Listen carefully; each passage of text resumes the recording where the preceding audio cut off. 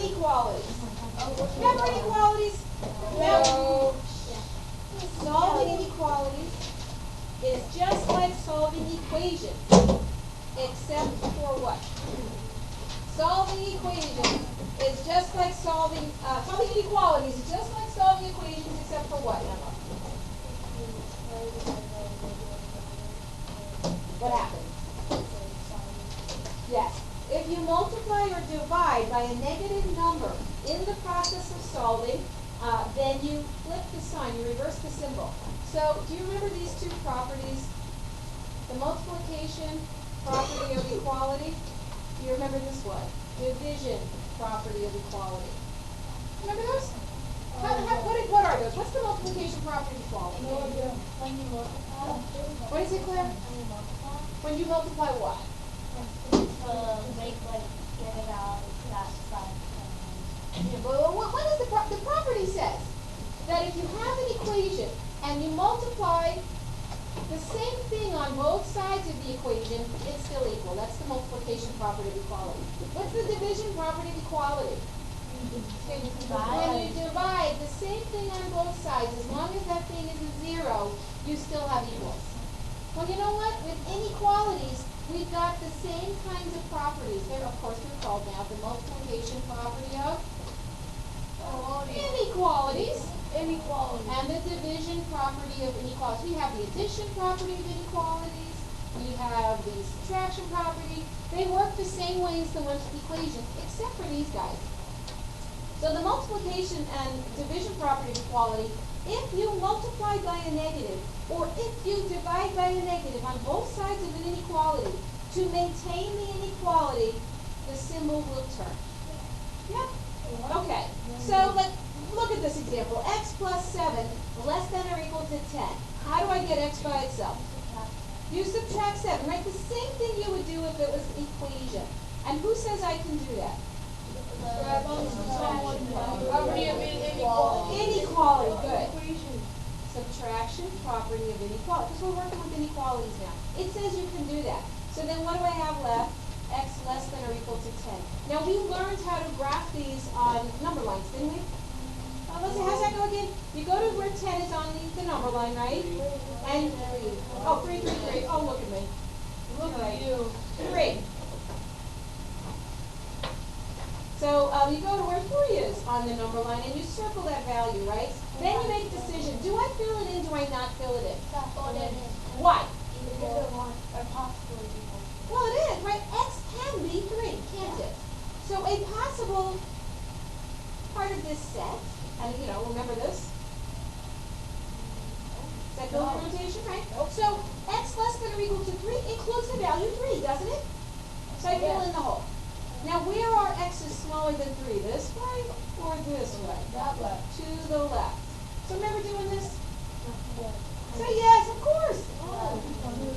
Alright, now 10 minus x less than 4. Now you just pretend it's an equal. That's how we proceed. I want x by itself. How do I do that? Minus 10 and dash 10. Subtract 10. So what property am I using? Subtraction property of inequalities. Okay, let's see what I get here. Negative x less than negative 6. Now I don't want negative x, right? I want x. How do I get x by itself? Multiply by negative 1. Because I know that's my sign flipper. Now what does the multiplication property of inequality say I have to do now, Alex? Yeah, do the actual multiplication, right? But then this turns. So now when I go to graph this, I go to 6 and I circle it. Is there a hole here or do I fill in the hole? Why is there 6 included in this solution set? I'll turn it into a set. 6 is not part of the set, but everything smaller than 6 is. How come I just can't do this? Why couldn't I have said, all right, well, why don't I just go to 5, fill that in, and go? Is that the same thing as x less than 6? Yeah. Yes or no? Yeah. You say yes, who says no? I do. Why? I don't know. You're going to be different from him. Yes. Anybody have a reason for no? Emma, why is that no? Yes. What about 5.99? That's not shown here, but it is shown here. So it's everything but 6. So that's how we solve inequalities in one variable. So do you remember doing this? No. You don't? You never did this? We did. Really? You did this last year. I know you did this year. Oh, last year. Yeah, and this year. I don't remember like one day. Well, This year. do we need a whole lesson this year, really? No. Okay, listen. This is, what would I tell you to do? Excuse me, you can't talk while I'm talking. So, if you know how to solve an equation, that's a big if. If you know how to solve an equation, you know how to solve an inequality. Same steps, except if you multiply or divide by a negative, you turn the symbol. That's all you need. That's all you need. Because you've had this already. So, we're going to be looking at two variables. Now, let's review linear equations in two variables. Remember those?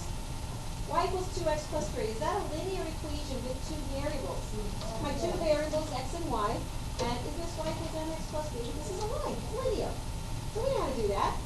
So remember how this works. So if you wanted a solution to this, would we find an xy pair that makes it true? How many solutions were there? Many. Many? How many? Infinite. An infinite number, because why? Because if you were to graph y equals 2x plus 3, where are the solutions? Every point on the line, right? Aren't those the solutions? And how many points are on a line? An infinite number. So that's the solution. And we had to know how to graph, which I'm finding some of us are still having problems. Remember the table of values method? How'd that work? X and Y, right? You put in some members of the domain, and then you plug them in, you find members of the range, you plot those points. Yep, that was one method. Intercepts was find the x-intercept, find the y-intercept. X-intercept is this one. Y-intercept is this one, right? So if you want the x-intercept, plug 0 in for y and get your x. If you want the y-intercept, you plug 0 in for x to get the y. Plot those 2 points graph, right? Yes. Slope-intercept. That's y equals mx plus b. Some of us are still having a lot of trouble with this. M is the slope, and b is the y-intercept.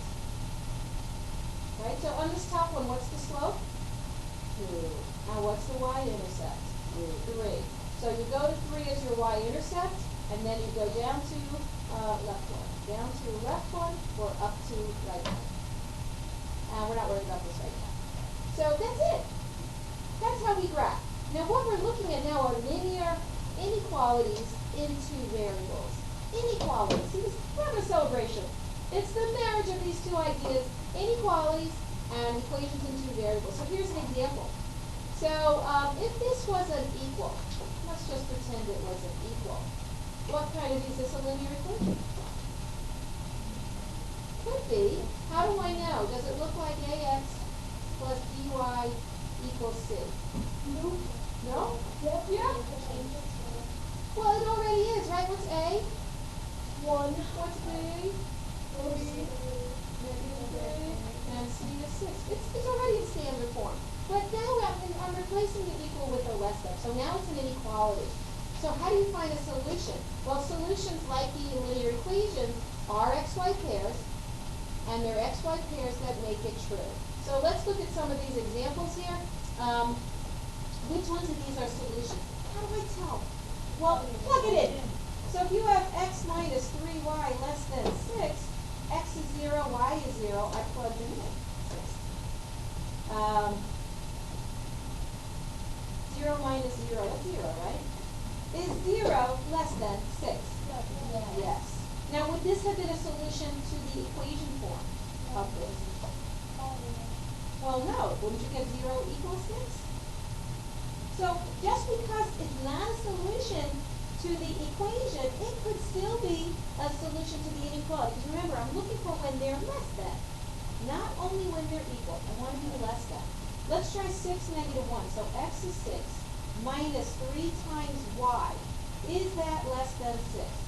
6, well, let's see, negative 3 times that. That's a positive, right? Is 9 less than 6? No. Not a solution. How about 10 and 2? 10 minus 3 times 2, right? X minus 3y. Is that less than 6? So if that's 10 minus 6, that's 4. 4 less than 6? Nope. Let's see now. X is negative 1 minus 3y. is that less than 6? Again, just plugging it back up here. That's negative 1 minus 6, is that less than 6? No. Oh, yeah. Yes, negative 7, is that smaller than 6? So we have a lot of solutions, but you know what? None of these are solutions to the equation. Because equations, they have to be equal. This one I only have to do less than. So even though there's an infinite number of solutions to the equation, and there's an infinite number of solutions to the inequality, who has more? What? Who has more solutions? The inequality, even though they're both infinites, right? Well, yeah, I mean, it's kind of an interesting thought. Infinity, right? Isn't that, we're always told infinity, biggest thing you can get. You can actually have these kind of relative infinities, one infinity kind of being bigger than another, in a way. So it's just an interesting way to think about it. But yeah, we have kind of more solutions when we have an inequality. So how do you graph them? Now I've got a bunch of steps here. You're basically graphing, you're shading, and you're making sure that you've looked at everything. It's hard to talk about it. Let's do an example here. So I'm going to do the example. On the bottom of page 1 there, y less than 4x minus 3. When you graph these things, what happens? So let's pretend it's y equals 4x minus 3, because the first thing you do is you graph what we're calling a boundary line. A boundary line. So I basically am going to graph this. What's the slope? And what's the y-intercept? Oh, negative 3, you're right. So I go to negative 3, 1, 2, 3. My slope, 4 over 1, right? Up 4, right 1. 1, 2, 3, 4, right 1. 1, 2, 3, 4, right 1. Okay, now if I was graphing an equation, right, I would just make my line. I'm hesitating. Now this less than is important. This boundary line, you know what it's kind of like? Remember we did, I don't know, x less than 3? So I go to 3. Do I color it in? Because 3 is not part of the solution. Well, you know what? The line itself is not part of the solution. If I find an xy pair that makes this equation true, is it going to be part of the solution? Let's look at 1, comma 4. So is this a solution to the line? We get y equals 4 times 1 minus 3. 4 minus 3 is 1. So is that a solution to this equation? Yes. Is it a solution to this? Is 1 bigger than 4 times 1 minus 3? Is 1 bigger than 1? No. So I need a way, kind of like saying, you know, the point itself is not part of my solution. I need a way of showing that the line itself is not part of the solution. And what we do is we use either solid lines or dashed lines. So if your line is not part of the solution, we use a dashed line. So is this line part of the solution? No. It's not. So I'm making a dashed line to connect this. Pretend it's straight. It's going to come out very straight. If it was, then I would make a solid line. Now when would it be part of it? If I had said this, y bigger than or equal to 4x minus 3, and let's plug in point 1, 1. Is 1 bigger than 4 minus 3, 1? Is that true? Yes. Yes. So when does the solution become, when does a point become part of the solution when it's on the line? If equal is a part of your inequality. Is equal a part of this inequality? No. Then anything on the line is not part of the solution. It's a lot kind of like this. How about if equal is part? Yes. You would make a solid line. Yeah. So does it matter what the numbers are as long as it has, if it doesn't have a line under it or a dash? Yes. Because what does this line under it mean? Equal. So if it's equal, I am including the line. It's this situation. When you include the line, make a nice, dark, solid line. If it's a less than or greater than, it's like making an open circle. I don't want to include that boundary area. So if it's a less than or a greater than, no equal, it's a dash. All right? So solid if you have the equal, dash if you don't. One thing I do is I usually make a little note here, especially if you're turning something into me. It's sometimes hard to tell whether you made a dash or a solid. I recommend doing this so I don't have to guess. It's not like a requirement. It's not how you do this. It's just I need to see it. And sometimes I can't read your writing. Sometimes you can't read my writing. So this is a dash line. Okay, so if this is not a solution, then well, what are the solutions to this, right? Are there any x's or y's that can make this true? Yes. And you know what? It's always gonna be, no, not necessarily. Zero. I'll use gonna. Always gonna be a half plane. What does that mean? Half of the Plane. Half of the graph. Oh. This is a coordinate plane. It's either gonna be everything up here above the line, or it's gonna be everything down here below the line, because I want greater than or less than. Can't be to the right. So wait a second, how do I know? No, we do above and below. And you have to kind of think about where is above for this line. Right? Where's above? Up here. And where's below? Down here. So what you can do is say, well, gee, I don't know where it is. Why don't I pick a test point not on the line and see if it's a solution? So if I pick a random point here and it's a solution, then this is the half plane. If I pick a random point here and it's not a solution, where are the solutions? The other side. That makes any sense? No. No? Right? I know it's going to be either up here, all these points up here, or they're going to be down here. It's kind of like where you draw the arrow. It's either to the left or to the right. So now we're talking above or below instead. So how do I know? So if let's say I pick some random point and I plug it in and I get a true statement. This does make the inequality true. Is this a solution then? So where are my solutions then? This side. Now what if I plug this in and I don't get a true statement? It's not a solution. It's going to be the other. That's what I'm saying. Now so you can pick any point you want as long as it's not on this line. I know everything on this line isn't a solution. What I do, if it's available and it's not on the line, I always pick 0, 0. Why do you think I always pick 0, 0? It's easy. Right? Isn't it easy working with this? Because I'm just going to, wherever I see an x and a y, I'm just checking, is this a solution? Is 0 bigger than 4 to the negative 3? That true? Yeah, 0 is bigger than negative 3. So is this point a solution? Yes. So where are the solutions? On this side of the line or on the other side? Right, well, there's a lot of solutions. You know where they all are? And this is how you shade. Don't get carried away with the shading. You just make some lines showing I want this half of the plane. And what this says is, it's like this arrow that says any point you pick makes the inequality true. Any point you pick on this side of my boundary line is a solution. Any point on the other side is not. That's what we got going here. Yes? How do we know what? Because that's what the greater than less than means. Just like, how do I know it's not on this side here? Because the y's have to be bigger than this. So that's this, it's like this. How do I know they're not up here if that's less than 3? It's not. Right, they're here. The other way you can think about this, if you are ready for this. See how it says greater?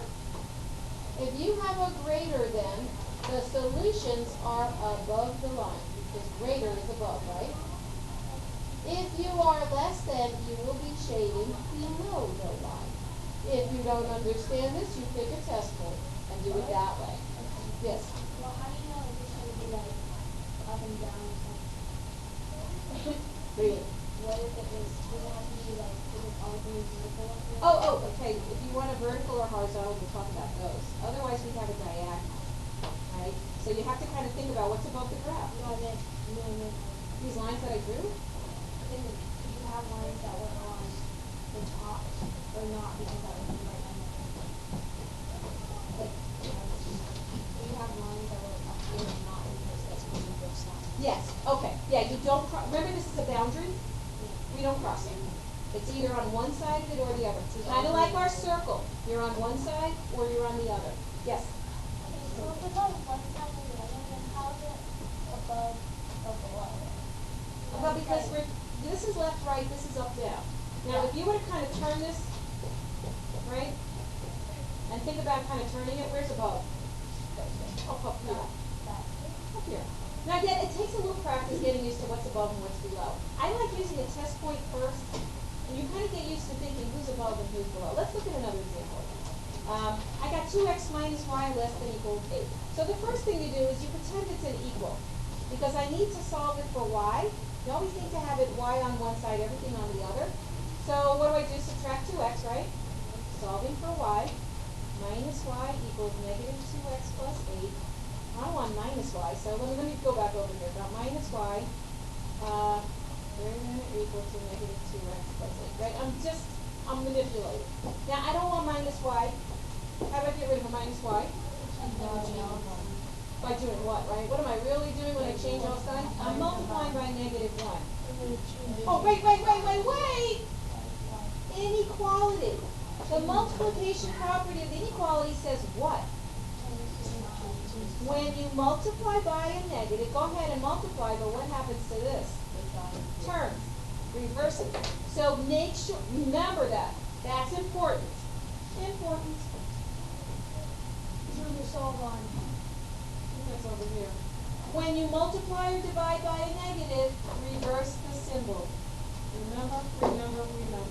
All right, now I can graph this, right? M is 2, B is negative 8. Now for this one, I think we're going to have to count by 2s, aren't we? Not a very big graph here. So I'm going to use a scale of 2s. So I go to B is negative 8. This is a 2, right? Up to right one.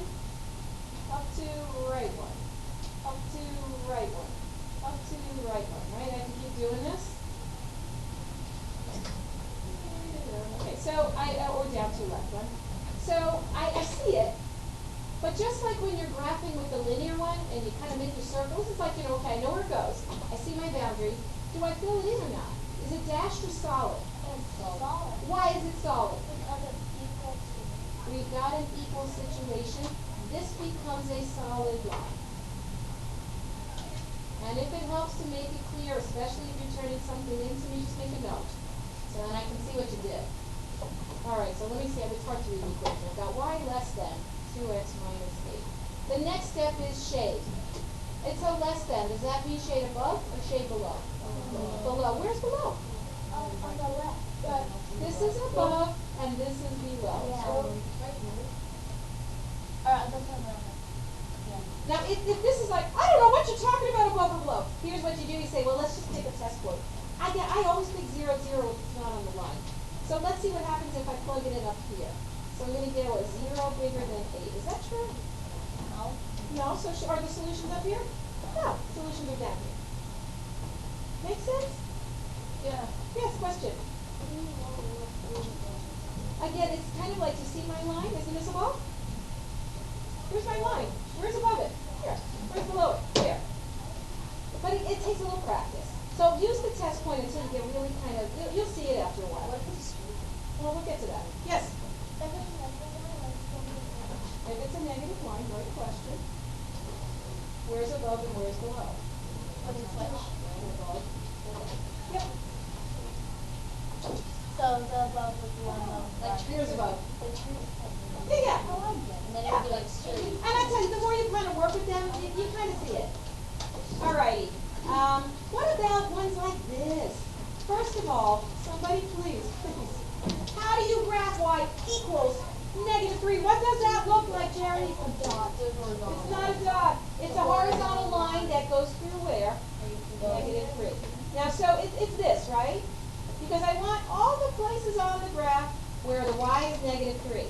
Now, if that's an equality. This is inequality. Do I want a solid line or a dashed line?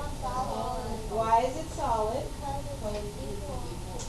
It's equal. This line, y, the boundary line, is part of the solution. Because if y is 3, yes, that works.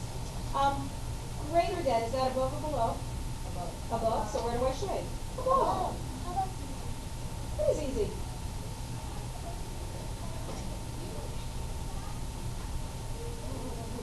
All right, now what about with an x? Oh, yeah, question? So if that's y equals to 3, what is the Okay, here we go. X less than -1. What does x equal -1 look like? Vertical line. Vertical line through -1. Now, what? Because all the x's are -1. So here are a couple of points that should work, right? Because it's x. Right? That's this way. Now, why am I making it dashed? It's a less than, right? It's not equal. And I'm just going to put my note, but sometimes it's hard to tell. So, but I want x less than -1. Where are the x's less than -1? To the left or right of this thing? Right? Because this is -1. Where's smaller? This direction. So the vertical and horizontal are actually, I think, easier than the other ones. What do you think? I think the horizontal. Horizontal's easiest? I don't think this is all that much harder than that. Yes. Because remember, this was asking, where are all the x's -1 on the graph? Look at the coordinate signs. They're all -1 something. And then the y's, where are all the y's -3? If you look at all the points on this graph, all the y's are -3. Yeah. We already talked about above or below, that's what it is. Let's do this. We're just going to do this one as an example. I just got to see what time it is. Okay. Actually, why don't you try this? Solve it for y and graph it while I give out homework. Solve it for Alright, so what do we get here? What I got? Yay.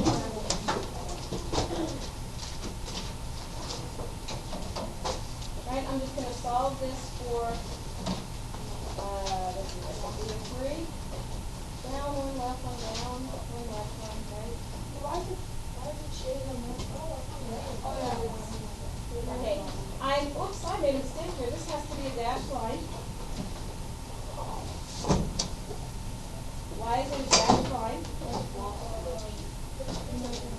Right, because there's no equal greater than above the line. It's dashed because there's no equal. The line, the boundary line itself does not contain solutions, but they're all up here. Who got it? Awesome. Awesome.